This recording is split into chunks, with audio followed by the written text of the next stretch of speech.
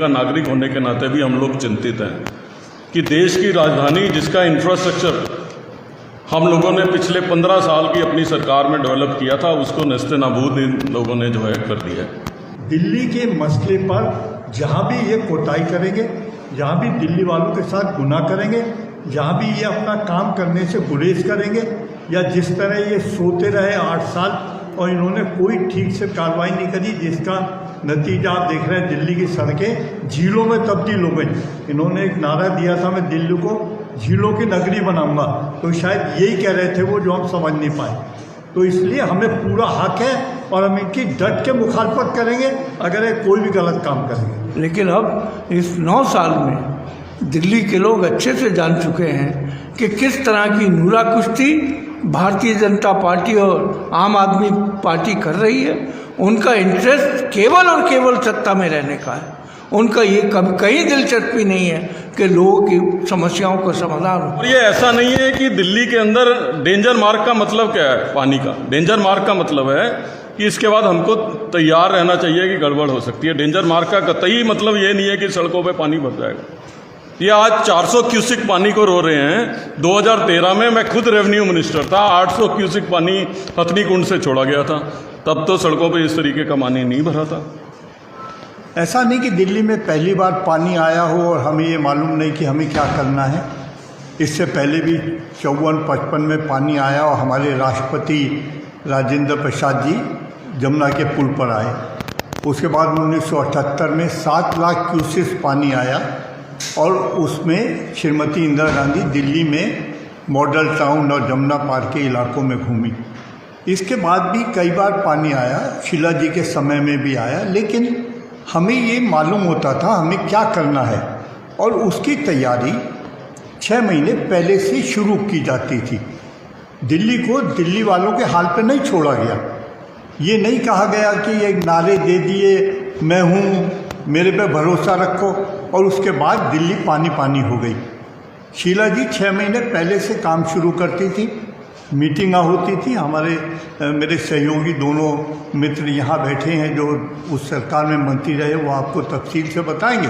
आज ये तो जहाँ फ्लड आया वहाँ की आप बात कर रहे हैं। अगर सच्चाई देखना चाहते हैं तो आप दिल्ली की पूरी दिल्ली के अंदर जाकर गलियों की हालत, जहाँ गरीब लोग रहते हैं, मिडिल क्लास लोग रहते हैं, वहाँ गड्ढे हैं इतने बड़े बड़े और पानी पड़ते ही जो है लोगों की मौत हो रही है। वहाँ पर मोटरसाइकिल स्कूटर गिर रहे हैं। इसकी तरफ कोई जवाब दिल्ली सरकार नहीं दे रही।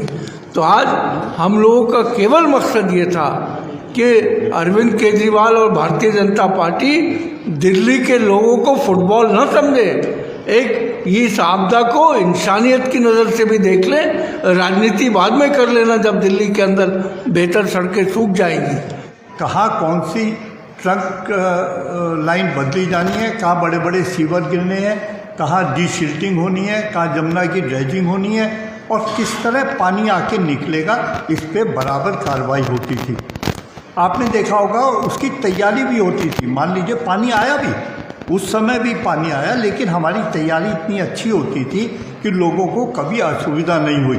सरकार की तरफ से टेंट भी लगते थे, खाना भी दिया जाता था, उनको पूरी सुविधा दी जाती थी और पानी निकल जाने के बाद भी जो कार्रवाई होती थी उसमें हम मदद करते थे। ये बहुत दुख की बात है कि आज ये दोनों पार्टियां ऐसे समय में, जब दिल्ली वालों के साथ खड़ा होना चाहिए था, उस समय ये खड़े नहीं हुए और आपस में सिवाय छीछा लेदर करने के और कोई दूसरा काम नहीं किया। तो मैं आशा करता था कि लोग बड़ी उम्मीद से सरकार बनाते हैं, लोग बड़ी उम्मीद से वोट देते हैं कि ये सरकार आएगी तो हमारा भला करेगी। और मैं ये कहता हूँ कि इन दोनों ने अपने काम में कोताही करी है।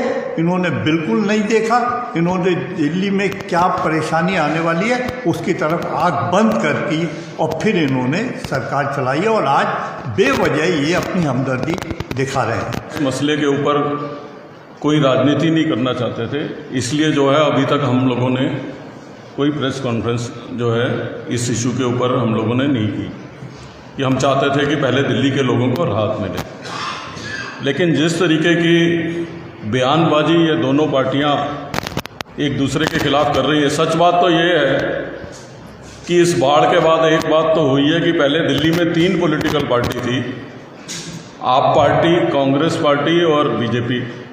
अब 4 पॉलिटिकल पार्टी हो गई हैं, एक अफसरों की पार्टी बन गई है, एक बीजेपी की पार्टी बन गई है, एक कांग्रेस की पार्टी बन गई है। ये पहली बार ही अनार्किज्म दिल्ली में हो रहा है कि अफसर अलग प्रेस कॉन्फ्रेंस कर रहे हैं, कांग्रेस अलग कर रही है, आप पार्टी अलग कर रही है, बीजेपी अलग कर रही है। इस स्थिति में इन्होंने दिल्ली को पहुंचा दिया है कि दिल्ली में जो है इतना अनार्किज्म जो है वो इस संकट की घड़ी के अंदर हो गया है। कम से कम हमारी 15 साल की सरकार के टाइम में, 1978 से पहले की बात तो आदरणीय अग्रवाल साहब ने की, हमारी 15 साल की सरकार में 5 से 6 साल में फ्लड की सिचुएशन आई थी, 5 से 6 साल में। और बहुत मरतबा हुआ कि जो यमुना के अंदर झुकियाँ उनको हमको पुश्ते पे भी बिठाना पड़ा, उनको ऊपर बिठाना पड़ा, लेकिन इसका कतई मतलब ये नहीं था कि रिंग रोड के ऊपर और बाकी जगहों के ऊपर जो है वो पानी आ जाएगा। क्या आज इस प्रेस कॉन्फ्रेंस का मतलब ये नहीं है कि हम इल्ज़ाम तराशी करें। आज हमें इसलिए ये प्रेस कॉन्फ्रेंस करनी पड़ी क्योंकि पिछले 5 दिन से लगातार दिल्ली के लोगों को भारतीय जनता पार्टी और आम आदमी पार्टी फुटबॉल की तरह इस्तेमाल कर रही है। वो इधर से लात मारता हो तो सब कन्फ्यूजन है। और जहाँ तक फ्लड का ताल्लुक है, ये इन्फॉर्मेशन तो पहले थी। और जो अभी लवली जी ने कहा, मैं इरिगेशन फ्लड कंट्रोल का मंत्री रहा हूँ, हर साल इसकी मीटिंग्स हुआ करती थी अपेक्स कमेटी की, और मीटिंग्स के साथ साथ एक पूरा एक्शन प्लान तैयार होता था। मैं अरविंद केजरीवाल जी और उनके बहुत ही योग्य मंत्रियों से ये पूछना चाहता हूँ कि क्या आपको इस बात का अंदाज़ा नहीं था? आज जिस तरीके से हथनी कुंड से पानी छोड़ा गया, ये हमारे टाइम में भी हुआ, जैसा जयप्रकाश जी और लवली जी ने बताया। सवाल इस बात का है कि हमको ये तमाम चीज़ों के लिए क्या एक्शन प्लान था? आज चाहे भारतीय जनता पार्टी हो चाहे आम आदमी पार्टी, भारतीय जनता पार्टी 15 साल से कॉरपोरेशन में थी और सफाई का काम और नालों की ड्रेनेज की सफाई का काम उनके पास भी था और दिल्ली सरकार के पास भी था। जब बारिशों में ज़्यादा पानी आएगा तो उन यूजीआर के अंदर हम स्टॉक कर लेंगे और लगातार हर साल पानी छोड़ते रहेंगे ताकि यमुना के अंदर पानी मेंटेन रहे। और फ्लड के केस में भी दिल्ली के अंदर फ्लड नहीं होगा, उस योजना का आज तक कुछ पता नहीं, क्योंकि पिछले 8 साल में इंफ्रास्ट्रक्चर के ऊपर तो इन्होंने कोई काम किया ही नहीं है। और सबसे इम्पोर्टेंट बात यह है कि मैं तो अभी भी इन सरकार को चेताना चाहता हूँ कि आपने दिल्ली को डुबो दिया। आप एक दूसरे के ऊपर आरोप लगा रहे हो कि बैराज का गेट नहीं खुल रहा, बैराज की मेंटेनेंस करने के लिए मीटिंग करने का आपके पास समय नहीं है दोनों के पास। और आप आज दिल्ली के लोगों को कभी कहते हो कि ये हुआ, कभी कहते हो वो हुआ। हम हाथ जोड़ के प्रार्थना कर रहे हैं कि अब तो जितना लड़ लिए और एक जिम्मेवार राजनीतिक दल होने के नाते प्रार्थना कर रहे हैं कि इस फ्लड के बाद एपिडेमिक फैलने का खतरा सबसे ज़्यादा जो है बीमारियों का होता है। आप लड़ने मरने की बजाय, एक दूसरे के ऊपर आरोप लगाने की बजाय, कृपया करके हमारी हाथ जोड़ के प्रार्थना है कि उस एपिडेमिक की तैयारी कम से कम मिलजुल के करिए कि दिल्ली को बीमारियों से ग्रस्त ना होना पड़े। दिल्ली के अंदर जो है जब ये बाढ़ का पानी उतरेगा उसके बाद दिल्ली के अंदर कोई बीमारी ना फैले, ये हमारा कंसर्न है। आज जब टेलीविज़न देखते हैं तो तकलीफ़ होती है और रोना आता है। किस तरीके से बच्चे अपने बचपन को खो रहे हैं, उनकी किताबें पानी में बह गई हैं, ना उनके पास इतने पैसे हैं कि वो किताबें खरीदें। सरकार सिवाय इसके कि केंद्र सरकार ने ये कर दिया, हरियाणा सरकार ने ये कर दिया। जब हम भी सत्ता में थे, जब दिल्ली में कांग्रेस की हुकूमत थी, वाजपेयी जी की सरकार थी, मुझे आज भी याद है कि शीला जी हम तमाम मंत्रियों को लेकर वाजपेयी जी के पास चली जाती थी और वाजपेयी जी जैसे ही वो डिमांड लेटर देखते थे तो वो हंस के कहते थे, बहन जी इसमें कुछ नहीं हो सकता। तो शीला जी कहती थी अच्छा ये कागज़ दे दीजिए।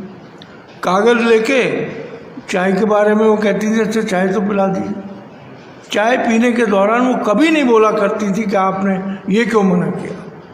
लेकिन उसके बाद जो है वो चलते वक्त उन्होंने एक दिन, लवली जी को याद होगा, उन्होंने कहा सर इस दिल्ली ने आपको अपना लिया, आपका पूरा जीवन दिल्ली में गुजरा, आज दिल्ली को कुछ देने के आप स्थिति में हैं, आप हिंदुस्तान के मालिक हैं और आप मुझे मना कर रहे हैं, तो दिल्ली वालों को ये बात पता चलेगी तो उनको बड़ी तकलीफ होगी। तो वाजपेयी जी ने कहा, बहन जी आप बहुत यू आर वेरी क्लेवर, और वो कागज़ वापस लेके सेक्रेटरीज को बुलाया और उनको कहा कि देखो इसमें क्या क्या हो सकता है। तो 8-9 डिमांड थी, उसमें से 5 डिमांड मान ली उन्होंने। और जब शीला जी थैंक्स करने लगी तो उन्होंने सेक्रेटरी को कहा इसमें से 1 डिमांड और मान लो, 6 कर दो। तो जब तक हम संवाद नहीं करेंगे, हर चीज़ का समाधान लड़ाई है। आज पिछले 9 साल से हम लगातार देख रहे हैं कि जिन समस्याओं के समाधान संवाद से हो सकता है, वो केवल और केवल जो है लड़ाई झगड़ा, दूसरे की बेइज्जती करना, अपनी बेइज्जती कराना, क्योंकि उनको इसमें कोई अच्छाई बुराई नहीं दिखती है। तो मैं समझता हूँ कि कांग्रेस पार्टी ने हमेशा लोगों के हितों के लिए काम किया है, इसलिए काम नहीं किया है कि हमको राजनीति करनी है और लोगों को बताना है कि कांग्रेस पार्टी बड़ी हीरो है। जब आप लोगों की समस्याओं का समाधान करेंगे और लोगों को एहसास होगा, क्योंकि ये काम करने का तरीका तो हम पहली बार देख रहे हैं। दिल्ली के अंदर 125 से ज़्यादा फ्लाईओवर बन गए। आज दिल्ली के अंदर अगर वो फ्लाईओवर नहीं होते तो आप पैदल जल्दी पहुंच जाते। गाड़ी की जो स्पीड होती है आपकी, वो 10-12 किलोमीटर से ऊपर नहीं हो सकती। तो मैं समझता हूं कि आज अरविंद केजरीवाल और भारतीय जनता पार्टी को बजाय ये ड्रामे करने के, चैनल्स में एक दूसरे की बदतमीजी करने के, दिल्ली के लोगों का पर ध्यान दें और दिल्ली की समस्याओं को हल करें और नाटक करना बंद करें। आप सबका बहुत बहुत धन्यवाद, शुक्रिया।